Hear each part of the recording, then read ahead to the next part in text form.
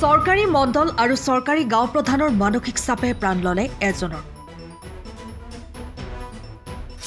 লাট মণ্ডল আৰু গাঁও প্ৰধানৰ বিৰুদ্ধে বৃহৎ ধনৰ বিনিময়ত মাটি জালিয়াতিৰ গুৰুতৰ অভিযোগ। লাট মণ্ডল গাঁওবুঢ়াসহ 6জনৰ বিৰুদ্ধে এজাহাৰ দাখিল।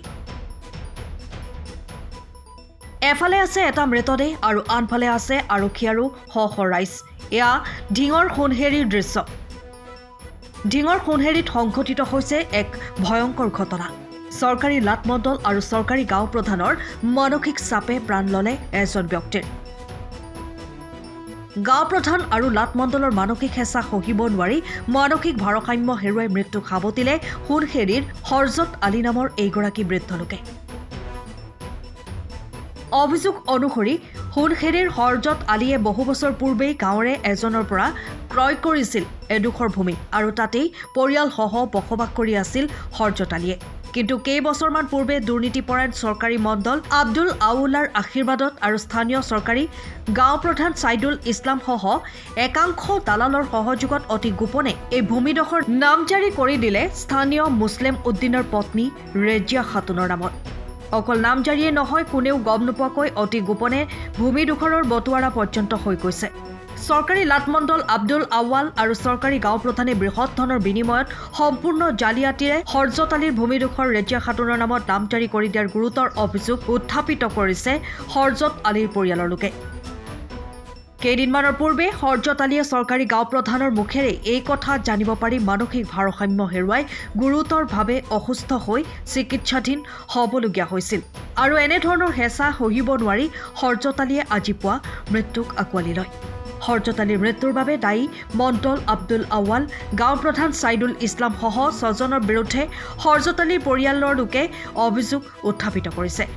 অকল অভিযোগেই নহয়, এইসকলৰ বিৰুদ্ধে ঢিং আৰক্ষী থানাত এজাহাৰো দাখিল কৰিছে ভুক্তভোগী পৰিয়ালে। হৰজত আলীৰ মৃত্যুৰ খবৰ বিয়পি পৰাৰ লগে লগেই হৰজত আলীৰ বাসগৃহত উপস্থিত হয় ঢিং থানাৰ আৰক্ষী আৰু বহু স্থানীয় ৰাইজ। এই সমগ্ৰ ঘটনা সন্দৰ্ভত ভুক্তভোগীৰ পৰিয়াল, স্থানীয় ৰাইজ আৰু হৰজত আলীক মাটি বিক্ৰী কৰা লোকজন কেমেৰাৰ সন্মুখত কি ক'লে শুনোৱা হওক। আজি মৃত্যুৰ দিনত আমি এনেকুৱা এটা পৰিৱেশ কৰাত আমি পৰিয়ালবৰ্গৰ লগতে আমি গোটেই গাঁওবাসী লজ্জিত হ'লেও যিটো সত্য বিষয়, সত্য ঘটনা এইটো ক'বই লাগিব। সত্য ঘটনাটো হৈছে, যিহেতু যিদিনাখন তেখেতে গৈ পেলাই অফিচত লাষ্ট ডিচিশ্যনটো শুনিলে, যে মাটিটো অলৰেডি ইহঁতৰ নামত ম্যাদী হৈ বাটৰুৱা হৈ গ'ল 2 তাৰিখৰ দিনটোত। সেইদিনাই তেখেত আহি পেলাই, মই এজন দোকানী, তেখেত মোৰ খুৰা হয়, মোৰ দোকানত আহি পেলাই 6টাৰ পৰা 9টালৈকে বহি বিতং তথ্যখিনি মোক গাইছে আৰু তেওঁ মানসিকভাৱে খুব অশান্তিত ভুগিছে। মই গম পাইছোঁ। তেখেতে ঘৰত নাহি পেলাই, তেখেতৰ তাতে আৰু এখন ঘৰ আছে, যিহেতু তাৰ ল'ৰা এজন তাত থাকে সমবায়তে, তাতে আহি পেলাই সোমাইছে আৰু লগে লগে মোক মাতিছে, বোলে তেখেত অসুস্থ ভাৱ দেখুৱাইছে, অকণমান আহাচোন আলোচনা কৰোঁ। গতিকে তাতে আহি গম পালোঁ তেখেতৰ অসুস্থতা বাঢ়ি গৈছে। লগে লগে আমি ডিং হস্পিটেলত পঠাইছোঁ।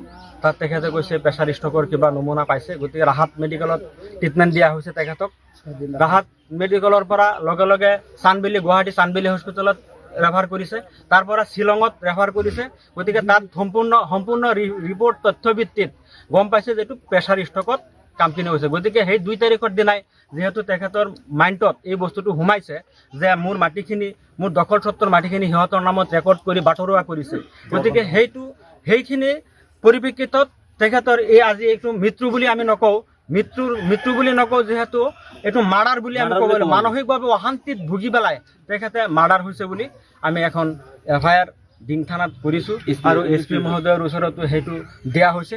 গতিকে আইনে কি ব্যৱস্থা লয়। 2016 চনত যেতিয়া লাচিত দাস আছিল হাকিম, তেতিয়া আমি এটা গোচৰ কৰিছিলোঁ, সীমাৰ গোচৰ, আৰু এই সীমাৰ গোচৰটোত আমি কোনো ফলাফল পোৱা নাই। অন্তিম পৰ্যায়ত লাচিত দাস যেতিয়া ইয়াৰ পৰা গুচি যোৱাৰ আগমুহূৰ্তত লাচিত দাসে এটা অৰ্ডাৰ দি থৈ গৈছিল ৰেজিয়া খাতুনক, বোলে আমাৰ যিখিনি মাটি আছে, যিকেইটা দাগ আছে, এই দাগত তেখেতৰ নাম সন্নিৱিষ্ট হ'ব লাগে বুলি এটা ৰিপৰ্ট কৰি থৈ গৈছিল। আৰু সেই ৰিপৰ্টটো 2016 চনত কৰাৰ পিছত 2023ত যেতিয়া গম পালোঁ যে মানে ৰেজিয়া খাতুনৰ নামত মাটিৰ নামজাৰি হৈ গ'ল, তেতিয়া আমি আকৌ গোচৰ দিছোঁ। আৰু সেই গোচৰ চলি থকা অৱস্থাত ইতিমধ্যে 8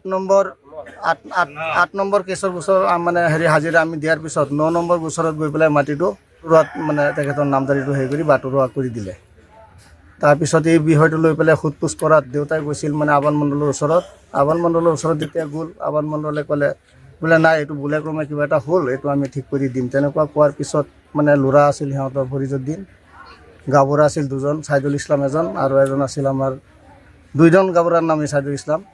তেখেতে অলপ মানে হাঁহি দিলে যে তেতিয়া দেউতা মানে মাইণ্ডত লাগি পিছত আহি পেলাই ঘৰত মানে আবল তাবল মানে বকি আছে। আৰু সেই মুহূৰ্তত আমি সিহঁতৰ ওপৰত কোনো পদক্ষেপ তেনেকুৱা লোৱা নাই, যিহেতুকে আমি এটা সমাজৰ লগত আমি চলা ফিৰা কৰা মানুহ। আমাৰো এজন শিক্ষক হিচাপে মই সিহঁতৰ লগত ভাই ককাই গোটেইকেইটাই মানে বহুত উত্তেজিত হৈছিল। হোৱাৰ পিছতো মানে সেইখিনিত মই মানে গামবুঢ়া দুজনে এনেকুৱা আচৰণ কিয় কৰিলে? গাভৰু দুজনে মানে এই কথাটো যেতিয়া ক'লে হাঁহি দিছে যে নাই, এইটো আপোনাৰ নামত আৰু নাহে, কাৰণ সিহঁতৰ এইটো মাটিত সিহঁতৰ অৰ্ডাৰ আছে।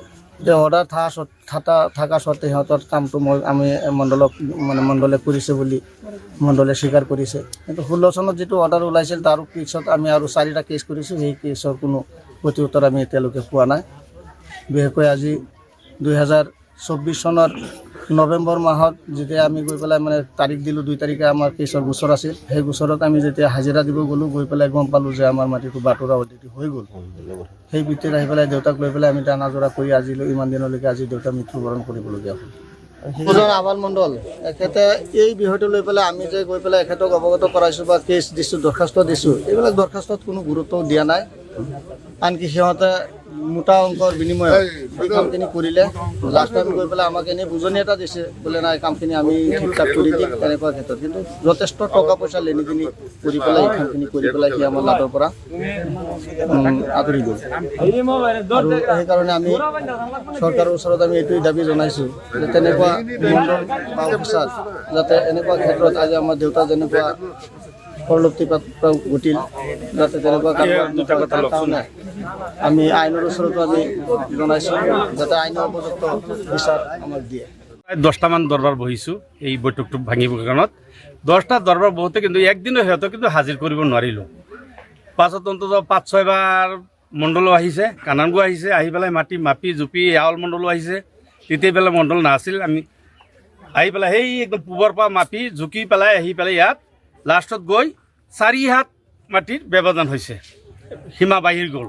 তেতিয়া বাঢ়ি গ'ল, তাৰপৰা 2 হাত সিহঁতক দি দিলোঁ আৰু 2 হাত ছাইদুল হকক দি দিলোঁ।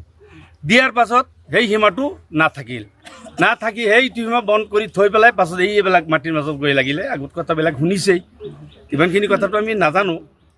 পাছত এই মণ্ডলৰ কেছ কালিলে মণ্ডলৰ ওচৰত আমি কেইবাৰ গৈছোঁ, মণ্ডলে কৈছে যে কৰি দিম। ইয়াতেই বৈঠক বহিছে, কৰিম বুলি আজি গৈ সি এইটোৰ পৰা এই লাডৰ পৰা সি গুচি গ'ল। নতুন মণ্ডলে এইখিনি কাম কৰিলে। আৰু ইয়াত যিমানখিনি খেলি মেলি হৈছে ইতিমধ্যে গোটেইখিনি আৱাল মণ্ডলৰ কাৰণে হৈছে নেকি? আৱাল মণ্ডলৰ কাৰণে হৈছে। ডিঙৰ পৰা bureau report, time of Assam. সময়ৰ খবৰ সময়ত পাবলৈ ফ'ল' কৰক টাইম অফ আছাম।